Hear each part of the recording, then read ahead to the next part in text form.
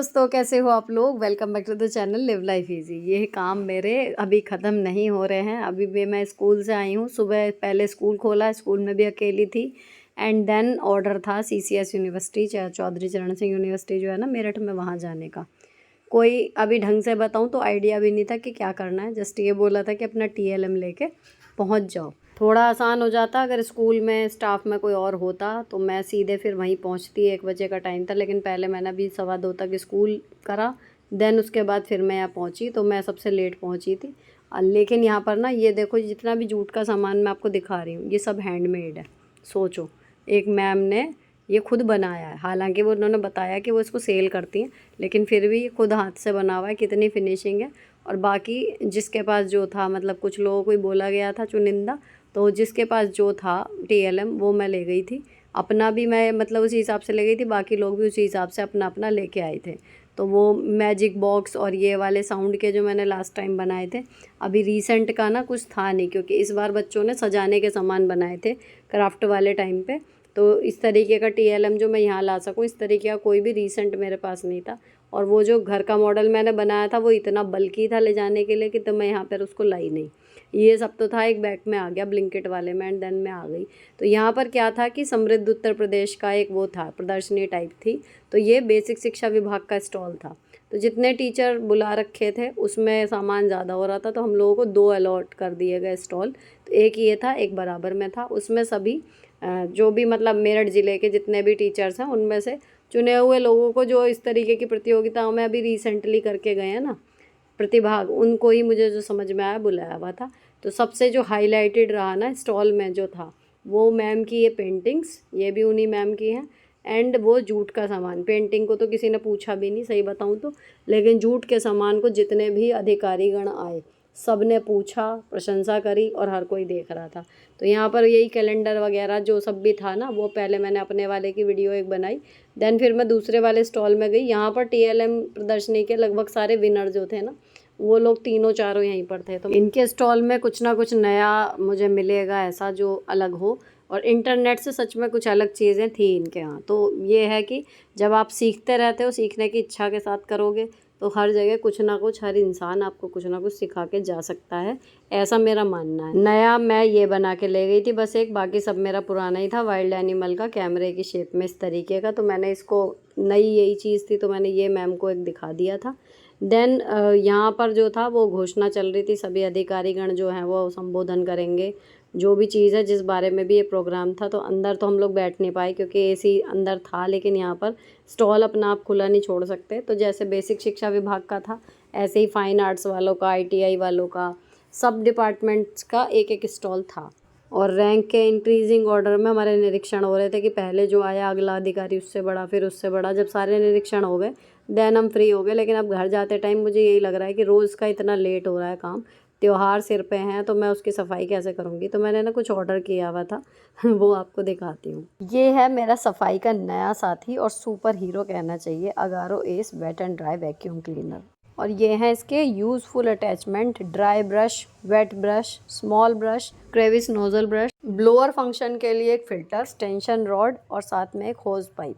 Steel के safety lock मिलेंगे, और मेन मोटर वाली यूनिट ऊपर ढक्कन के साथ हट जाएगी। ये फ़िल्टर मिलेगा जो ड्राई क्लीनिंग में आपके बहुत काम आएगा। वारंटी कार्ड मिलेगा। मेन ये स्टील का कंपार्टमेंट है जिसमें मोटा कूड़ा और गंदा पानी जमा हो। व्हील लगे हैं इजी मूवमेंट के लिए। टांगने के लिए वायर को एक नॉब है, और रॉड को लगाने के लिए एक छोटा सा क्लिप है, जिससे बिल्कुल कॉम्पैक्ट तरीके से आसानी से छोटी सी जगह में आ जाएगा। अब इसको स्टार्ट करने के लिए इसको हमने पहले पावर में जोड़ दिया। उसके बाद जो अगारो लिखा हुआ है उसके नीचे वाले बटन में आपको होस पाइप लगाना है, और आउटलेट में ये फ़िल्टर लगा देना है। ये सेटिंग काम करेगी जब आप ड्राई और वेट क्लीनिंग कर रहे हो। इसकी पावरफुल मोटर को दिखाने के लिए सक्शन को सिक्का है, देखो एक आइसक्रीम की डंडी है, क्रेयॉन है, प्लास्टिक का टुकड़ा है, पिस्ता के छिलके हैं, और एक कागज़ है। इसने सब कुछ ले लिया। अब जो कागज़ था और आइसक्रीम की डंडी थी वो बाहर चिपक गई। सक्शन पावर बहुत ज़बरदस्त है। I am highly impressed. अब जो हार्ड टू रीच प्लेसेस हैं थोड़ी ऊंचाई पर, लेकिन जहाँ पर ज़रूरत है वैक्यूम वाली सफाई की, उसके लिए आप एक्सटेंशन रॉड का इस्तेमाल करोगे। यहाँ पर एक क्लिप ये दबाओगे ब्लैक वाला तो ये लंबी हो जाएगी। इसमें क्रेविस नोजल वाला अटैचमेंट लगा दिया। जो रेलिंग के बीच का बिल्कुल पतला सा हिस्सा है उसमें जो जाले लगते हैं वो कभी भी नहीं हटते, वो भी इससे हट गए। अब ये जो जाली वाला है ना, इसका देखो ये मल्टीपर्पज़ ब्रश इस मतलब का है कि पर भी जाली है, या फिर कोई आपको कुशन्स वगैरह क्लीन करनी है छोटी जगह पे अगर करना है तो ये करेंगे। अब आप देखते हो मैं रोज़ डस्टर इस पर मारती हूँ, लेकिन फिर भी जो इसके अंदर जमी हुई धूल थी वो इसने इतने अच्छे से क्लीन करी है, इसीलिए मैं आपको ऊपर और नीचे वाला पोर्शन दिखा रही हूँ। तो मज़ा आ गया इससे क्लीनिंग करके। अब इसका most important function wet cleaning शुरू करेंगे, लेकिन उससे पहले आपको इसका फ़िल्टर रिमूव करना पड़ेगा। इसको धोना नहीं है, ब्रश से ही क्लीन करना है। सारी धूल इसमें जमा हो गई और जो मोटा कूड़ा था, सिक्के वगैरह सब, वो स्टील वाले कंपार्टमेंट में चले गए। एक न्यूज़पेपर बिछाकर या फिर घर के बाहरी हिस्से में इसको क्लीन करेंगे, ताकि जो इससे धूल निकले वो इधर उधर और कुछ ना जमे। और ये पावर बटन इस होस पाइप की सीध में रहना चाहिए, ये आपको ध्यान रखना है। अब मैंने ले लिया वेट वाला ब्रश और इसको लगाने के बाद just to check it suction power, मैंने थोड़ा सा फ्लोर पे पानी डाला एंड इसने विद इन सेकेंड्स उसको बिल्कुल ड्राई कर दिया। तो मैं इस वाले फीचर का सबसे ज़्यादा आपको यूज़ करते हुए दिखूंगी इन फ्यूचर। और जो भी ये पानी सोखेगा वो स्टील वाले कंटेनर में जमा हो जाएगा, फिर आप इसको फेंक देंगे। इसका तीसरा और बेहतरीन फंक्शन ब्लोअर का, जो ये हार्ड टू रीच प्लेसेस होते हैं जहाँ पर आप कोई भी ब्रश सीधे अप्लाई नहीं कर सकते, वहाँ पर आपको ब्लोअर की ज़रूरत पड़ती है, ताकि हवा के तेज़ प्रेशर से ये उसको हटा दे। यहाँ पर आपको इसकी सेटिंग बदलनी पड़ेगी, जहाँ पर फ़िल्टर लगा था वहाँ पर होस पाइप लगाना है एंड फ़िल्टर को इस टाइम पे खुला छोड़ देना है। इसका ब्लोअर कितनी तेज़ गति से हवा फेंक रहा है वो आप देखो। इतना प्रेशर जब किसी भी जमी हुई धूल पे या जाले पे जाएगा तो सोचो वो कहाँ जाएगा। जो मुझे घंटों की मेहनत करवाने के बाद भी रिजल्ट नहीं मिलता था ना, वो इसने सेकंड्स में सारी धूल हटा दी। आप छोटे हिस्सों को क्लीन करने के लिए या फिर आप कुछ किफ़ायती ढूंढ रहे हैं वैक्यूम क्लीनर में, तो आप ट्राई कर सकते हो अगारो रीगल का हैंड हेल्ड वैक्यूम क्लीनर। इसमें भी मिलेगा मल्टीपर्पज़ ब्रश, क्रेवाइस नोजल, कनेक्टर और हॉस पाइप, काफ़ी लंबी वायर, खूबसूरत सा स्लीक सा डिज़ाइन और ईजी टू हैंडल। 1 साल की वारंटी इसमें भी मिलती है। और जब इसको मैंने यूज़ करा, इसके सक्शन पावर भी लाजवाब है, बहुत ही आसानी से ये खींच लेता है। बस इसको आप 15 मिनट से ज़्यादा रेगुलर यूज़ नहीं करेंगे फॉर इट्स बेटर परफॉर्मेंस। अब मैंने इसमें बिल्कुल स्लीक सा, देखो इतना पतला ना उसमें कुछ नहीं है, बड़े वाले में बिल्कुल सबसे पतला वाला अटैचमेंट इस पे लगाया है, और इसने इतनी खूबसूरती से सारी धूल बारीक से बारीक इसने बिल्कुल अच्छे से खींच ली। अब जो मेन चीज़ है जिसके लिए वैक्यूम क्लीनर ऑर्डर किया गया था, डबल बेड के गद्दे और सोफ़ा। तो मैं सोफ़ा आपको दिखाती हूँ क्लीन करके। यहाँ पर ये सोफ़ा इस तरीके का है, जब मैं कपड़े से साफ़ कर देती हूँ देन। लेकिन ये जो हेड रेस्ट है ना, इसके पीछे का हिस्सा जो डेली हाथ नहीं लगता, और मेनली कोने, ये जहाँ पर ये कुशन में जम जाती है धूल, वहाँ पर मैंने इसका क्रेवाइस नोजल अटैचमेंट लगा के क्लीन करा। और मल्टीपर्पज़ ब्रश को मैंने हाथ में पकड़ा हुआ है, जिसको लगा के आप कुशन की या फिर आपका जो ये बैठने वाला हिस्सा है इसको आप क्लीन कर सकते हो।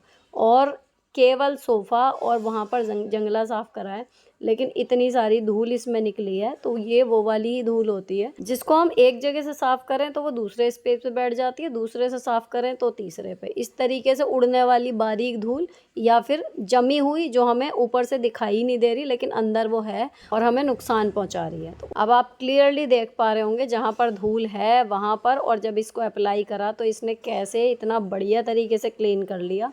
बिल्कुल भी धूल या बाल कोई भी टुकड़ा किसी चीज़ का बचा नहीं है, और तसल्ली है कि वो कहीं और जाके जम नहीं गया है। इतनी लंबी वायर है कि लॉबी में प्लग लगाया हुआ है, मैं इसको लेके बेडरूम में आ गई तो आपको जो वो वायर फ्री वाला रहता है ना, बिल्कुल उस तरीके का फील ये दे देगा, क्योंकि काफ़ी लंबी वायर है। अब मैंने इसका जो होस पाइप है ना वो लगाया। इसका यूज़ आप छोटी छोटी ड्रॉर या बड़ी ड्रॉर में भी क्लीनिंग में कर सकते हो आराम से। ये सारा जो भी कूड़ा है उसके अंदर विद ईज़ बिल्कुल सोख लेगी आराम से। सेकंड्स मतलब ये लगाइए, अगर आप हाथ से या कपड़े से करते हैं तो जितनी देर लगती है ना उसका 10% भी टाइम इसमें नहीं लग रहा, और क्लीनिंग आपको पता है कि हाँ जो इसके अंदर आ गया वो आ गया। अब इसको क्लीन करने का क्या है, एक ये रेड बटन दबाते ही ये यूनिट अलग हो जाएगी। देखो इस फिल्टर का हाल, इस तरीके की गंदगी जो दिखाई नहीं देती लेकिन होती है ना, इसे ही हटाने के लिए वैक्यूम क्लीनर की ज़रूरत होती है हर घर में। इसका बाइंग लिंक डिस्क्रिप्शन में है, अगर पसंद आए तो आप वहाँ से चेक कर लेना। उम्मीद तो यही है कि इसके साथ अभी दिवाली क्लीनिंग काफ़ी इफेक्टिव और कम समय में हो जाएगी, बाकी आप देखेंगे ही जब मैं करूँगी तो। अब शाम को मैंने सीधे फिर शूट करा शुरू, जब मैं शाम का दीपक लगाती हूँ उस टाइम से, क्योंकि वहाँ से आके फिर मैं अपना ये था कि नहा ली थी, देन मैंने रेस्ट करा था। एडिटिंग का काम अभी 0 पे चल रहा है, क्योंकि नहीं था। अब ये वाले दिन क्या जब मैं आपके साथ शेयर कर रही हूँ, उसके बाद समझिए कि अभी फ़िलहाल मेरी कोई एक्स्ट्रा ड्यूटी जिसमें मुझे एक्स्ट्रा टाइम देना पड़े, वो वाली नहीं है। स्कूल की ड्यूटी है, स्कूल में जो एक्स्ट्रा काम आते हैं देन मैं उनको तो मैं उन्हीं 6 घंटे में समेट देती हूँ कैसे भी करके। जब कहीं बाहर जाना होता है ना एक्स्ट्रा, वो थोड़ा-सा एक्स्ट्रा मतलब टाइम जब देना पड़ता है, वो मुझे थोड़ा भारी पड़ जाता है। अभी आज का मेन्यू है, जिस दिन का मैं शूट कर रही हूँ, पाव भाजी बनेगी रात को। तो मैंने जब दीपक लगाया और इस टाइम पे मेरे हस्बैंड आ गए थे ऑफ़िस से, तो इसमें थोड़ी-सी है कि चॉपिंग वगैरह रहती है और वर्कलोड भी ज़्यादा हो ही रहा है, तो उन्हें भी दिख रहा है। तो रोज़ से भी थोड़ी ज़्यादा हेल्प करा रहे हैं। लंच वो देखते ही हैं, लेकिन शाम को भी डिनर में अगर टाइम से आ जाते हैं, तो खड़े हो जाते हैं साथ में, and I am very grateful to him and God also. अभी मैंने ना आलू बॉयल होने के लिए फटाफट रख दिए थे। अब मैं इतने दीपक लगा के आई हूँ, तो मेरे हस्बैंड ने पनीर काट दिया था, प्याज टमाटर ये दोनों चीज़ें, टमाटर तो पीसे थे एंड प्याज शिमला मिर्च वो चॉप कर दिया था। तो अभी मेरा काम जो है ना वो ये है, एक तो बच्चे इधर होमवर्क कर रहे हैं, क्योंकि ट्यूशन से आके फिर यही आधा पौना घंटा रहता है, जितने टाइम हम डिनर प्रिपेयर करते हैं उतनी देर में वो अपना स्कूल का होमवर्क देखते हैं। तो थोड़ा मैं उनकी हेल्प कर रही थी, आज कुछ ऐसा था तो मैं वहाँ देख रही थी एंड मैं शूट कर रही थी। मेन जितना भी ये चलाने का काम हो रहा है ये सब मेरे हस्बैंड ही कर रहे हैं। बीच बीच में अगर उन्हें ज़रूरत पड़ रही है तो मैं सामान दे रही हूँ। अब बात करते हैं रेसिपी की, तो काफ़ी बार मैं शेयर कर चुकी हूँ, लेकिन आज इसमें थोड़ा सा ट्विस्ट है भाजी में। हमने सरसों का तेल लिया, हल्का सा जीरा डाला, प्याज डाली, प्याज अच्छे से भुन गई, देन शिमला मिर्च सौटे कर ली उसमें, वो थोड़ी सी गल गई, तब ये टमाटो प्यूरी डाली, नमक डाला। यहाँ तक सब कुछ नॉर्मल है। अभी जब ये भुन जाएगा सब चीज़ें, तो थोड़ा सा बजाय आलू डाल के तब उसको पतला करने के पहले इसमें पानी की तरह थोड़ी सी ग्रेवी सी हम बना लेंगे, देन उसमें हम आलू मिक्स करेंगे। क्योंकि जो भाजी है वो फिर बाद में आप पकाओ या पहले पकाओ, एक बार तो आपको थोड़ा सा पतला करने के लिए पकानी है। तो आज जब ये ऐसे बनाई ना तो थोड़ी सी अलग लगी हर बार से। और दूसरी बार मैं कद्दूकस करके बनाती हूँ आलू, आज मैंने मैशर से फोड़े हैं तो छोटे छोटे से उसमें आलू के पीस भी नज़र आ रहे हैं। मसालों में कुछ भी एक्स्ट्रा नहीं डाला है, नमक मिर्च हल्दी धनिया डाले हैं, किचन किंग इसमें नहीं डालूंगी क्योंकि पाव भाजी मसाला जाएगा। मसाले आप कोई सी भी सब्ज़ी में अगर बने बनाए लो ना, तो इस चीज़ के लिए कि सांभर मसाला या पाव भाजी मसाला ये हमेशा एवरेस्ट अच्छे हैं।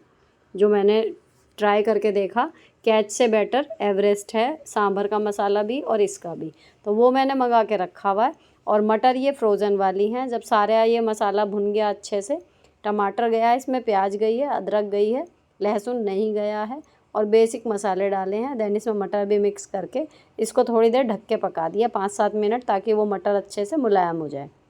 अब जो ये मसाला भुन गया है ना, तेल छोड़ने लगा है, इसमें हम पानी अभी डाल देंगे। थोड़ी सी जैसे रसे वाली सब्ज़ी बनाते हैं ना, इस तरीके से करने का सोच रहे हैं मेरे हस्बैंड। क्योंकि मैं जब बनाती हूँ पूरी अपने खुद से, तो इस टाइम पे मैं आलू मिक्स करती हूँ एंड देन आलू को मिक्स करने के बाद जितना पानी मुझे चाहिए होता है फिर मैं उतना उसमें डालती हूँ, फिर उसको सब्ज़ी को पकाती हूँ। तो उन्होंने उल्टा किया है कि पहले उन्होंने इस मसाले में पानी डाल के फिर उसको पानी को पका लिया, थोड़ी सी लिक्विड फॉर्म में ही बनाया, देन उसमें आलू मिक्स करे, तो बाद का काम कम हो गया। टाइम आप देखो तो घूम फिर के उतना ही लगेगा, कोई वो नहीं है, लेकिन स्वाद अगर देखोगे थोड़ा सा फ़र्क मुझे लगा। और मुझे जो लगा पर्सनली ऐसा है कि कुछ लोगों को ये पसंद आएगा, कुछ वो, तो अगर आप भी बाद में पानी डाल के पकाते हो तो इस बार ऐसे ट्राई करके देखना, मे बी आपको भी एक टेस्ट चेंज हो जाए। और दूसरी चीज़ जो मेन टेस्ट मेकिंग करती है वो एवरेस्ट का पाव भाजी मसाला करता है। क्योंकि जब मैं ये सब्ज़ी ले गई थी ना, तो जो मेरे साथ में मैम है उन्होंने भी खाया तो उनको अच्छी लगी, उन्होंने कहा रेसिपी मेरे को भेजना।